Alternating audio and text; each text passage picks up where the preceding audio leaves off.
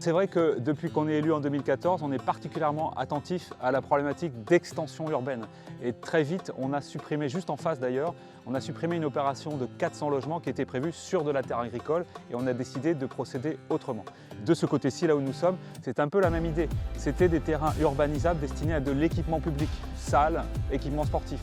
On a décidé de maintenir ces équipements dans le centre pour la vitalité du centre-bourg. Et du coup ici, on reclasse peu à peu les terrains en agricole. Alors pourquoi? Eh bien, sur environ la moitié du site pour produire pour nos restaurants publics, le restaurant de l'EHPAD et le restaurant scolaire.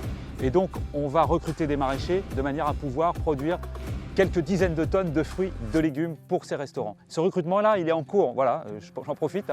S'il y a des maraîchers qui sont intéressés par cette aventure, qui n'hésitent pas à nous contacter. Lorsqu'on a récupéré cette parcelle, le choix a été de couvrir le sol avec du sarrasin. La récolte a été validée, effectivement, ce qui nous a incité à reproduire l'expérience cette année sur une vaste étendue de 3 hectares. Cette récolte a été transformée en farine, je précise, qui a été distribuée ensuite aux bénévoles et aux agents de la commune. Tous les mercredis matins, au jardin solidaire, les bénévoles viennent.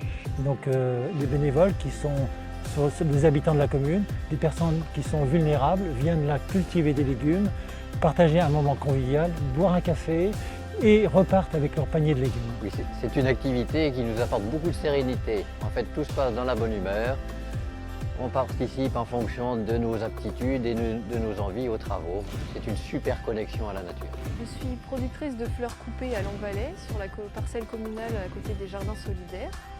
Je produis des fleurs de saison, des fleurs qui poussent dans nos jardins. L'objectif, c'est de retrouver cette saisonnalité des fleurs comme on peut l'avoir pour les fruits et légumes. Et par exemple, pour l'anecdote, dans nos jardins, on n'a pas de roses en hiver. Donc il n'y a pas de raison qu'on ait des roses pour la Saint-Valentin chez les fleuristes.